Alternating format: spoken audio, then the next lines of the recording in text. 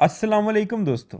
उम्मीद करता हूँ आप सब खैर आफियत से होंगे और अच्छे से ट्रेडिंग सीख रहे होंगे। मेरा नाम सैयद शुजात हुसैन बुखारी है और आप देख रहे हैं बुखारी फॉरेक्स एकेडमी का free forex trading basic course. आज हम जानेंगे टाइम फ्रेम्स के बारे में। दोस्तों, टाइम फ्रेम्स क्या होते हैं? सबसे पहले अब आपने जो काम करना है वो है मार्केट का ग्राफ ओपन करना। अब किसी भी पेयर का ग्राफ ओपन कर लेते हैं और इसके बाद ग्राफ को थोड़ा बड़ा कर लेते हैं। अगर आप फुटर के ऊपर देखें जहां पे आपने इंडिकेटर का ऑप्शन देखा था, तो सबसे पहले ऑप्शन के अंदर H1, M30, M15 या इस तरह का कोई ऑप्शन नजर आ रहा होगा। मेरे पास इस वक्त H1 आ रहा है क्योंकि मैंने चेंज किया है। अब इस ऑप्शन के ऊपर अगर मैं क्लिक करूं, ये बिल्कुल नीचे इस ऑप्शन की बात कर रहा हूं, अगर इस ऑप्शन के ऊपर क्लिक करूं तो मुख्तलिफ M1, M5, M15, H1, H4, D1 ये चीज़ें अपीयर हो जाती हैं। अब मेरी आप लोगों से एक रिक्वेस्ट है जिसके ऊपर आपने फोकस करना है, और वो रिक्वेस्ट ये है कि आपने प्राइस के ऊपर फोकस करना है ताकि इस कॉन्सेप्ट को समझ सकें।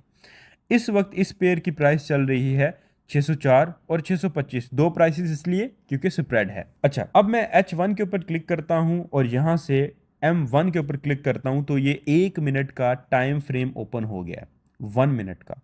इसके अलावा M5 के ऊपर क्लिक करता हूं तो 5 मिनट का, M15 का पे क्लिक करता हूं तो 15 मिनट का, और H1 पे क्लिक करता हूं तो H1।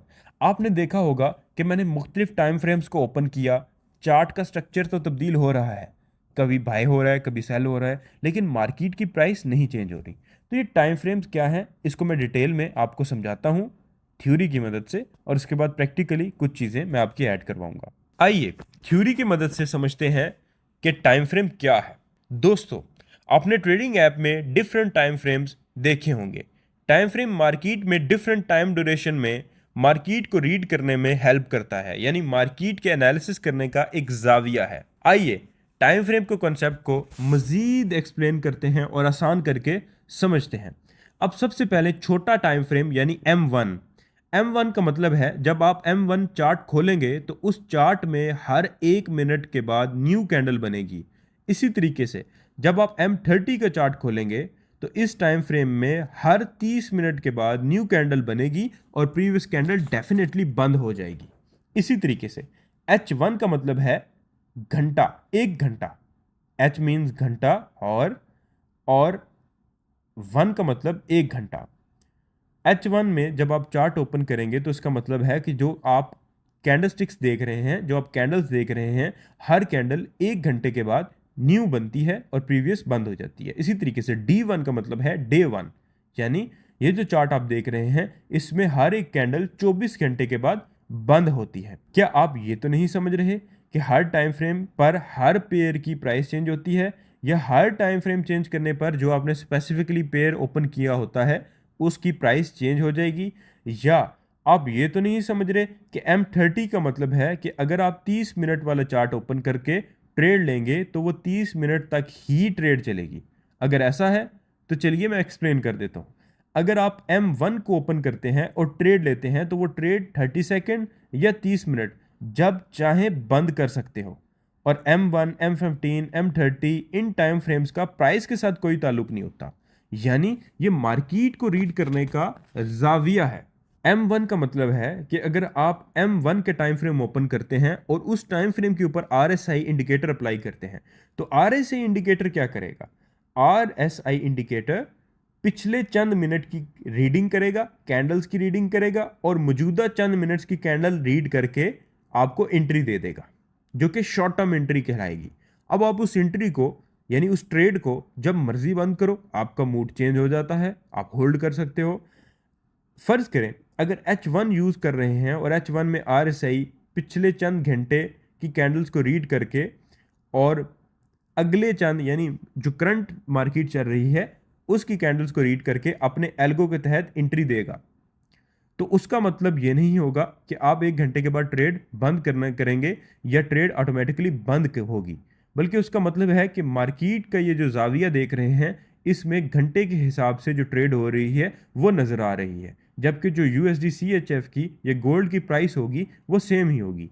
मैं कॉन्सेप्ट को मज़ीद समझा देता हूँ और आसान कर देता हूँ। देखें, आप एक रियल इस्टेट एजेंट के पास जाते हैं और एक प्लॉट खरीदने की डिमांड करते हैं फॉर इन्वेस्टमेंट पर्पजेज।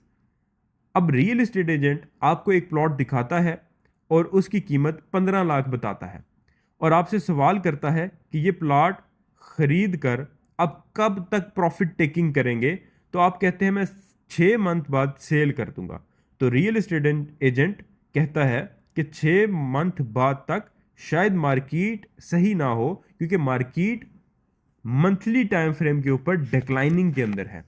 लेकिन अब आप अपना फैसला चेंज करते हैं और रियल एस्टेट एजेंट को कहते हैं कि मैं अब 6 महीने के लिए नहीं, 5 साल के लिए इस प्लॉट को खरीदना चाहता हूं। तो रियल एस्टेट एजेंट कहता है अब आप अपना प्लॉट अच्छा प्रॉफिट में बेच सकेंगे अगर आप 5 साल के लिए लेंगे।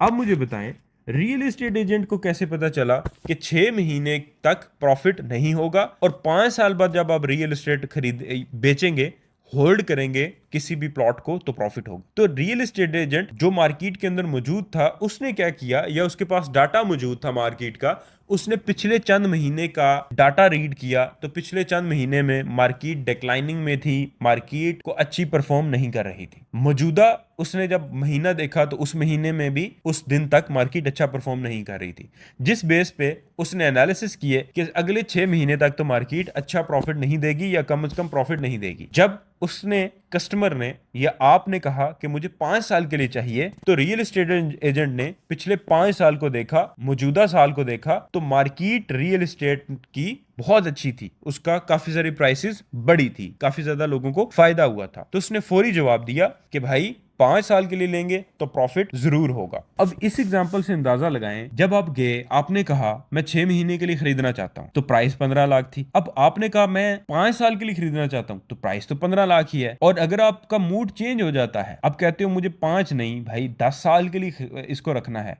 या 6 महीने नहीं, मुझे 1 महीने में ही बेचना है, आप अपना फैसला बाद में फिर चेंज करते हो, तो आप कर सकते हो। उससे प्लाट की खरीदने की कीमत पे कोई असर नहीं पड़ेगा, या आप बेचने जाते हैं तो बेचने की कीमत पे कोई असर नहीं पड़ेगा, बल्कि टाइम फ्रेम्स तो होते हैं मार्केट को एनालाइज करने का डिफरेंट जाविया होगा। अब M1 को ओपन करके या M15 को ओपन करके आप ट्रेड लेते हैं, तो उसका मतलब होगा कि अगले चंद मिनट्स में या अगले चंद घंटों में आपकी ट्रेड जो है वो प्रॉफिट तक पहुंच जाएगी। यानी RSI पे जब आप 30 पे ट्रेड लेते हैं, 50-60 पे ट्रेड आपने बंद करनी होती है जब RSI पहुंचता है। तो पॉसिबिलिटी होती है कि M15 की टाइम फ्रेम पे ली हुई ट्रेड या तो चंद मिनट्स में या फिर M15 की चंद कैंडल्स तक ही आपका टेक प्रॉफिट यानी प्रॉफिट आपको बुक करवा देगी। लेकिन उसका यह मतलब नहीं कि उस ट्रेड को आप होल्ड नहीं कर सकते। उस ट्रेड को जब तक चाहें, जब चाहें होल्ड कर सकते हैं, वो आपकी मर्जी है। मार्केट को इससे कोई गर्ज नहीं है कि आपने ट्रेड किस टाइम फ्रेम पे ली है, प्राइस सेम है। अगर आप फर्ज करें आपको लगता है कि M15 ने बाइक एंट्री दी थी,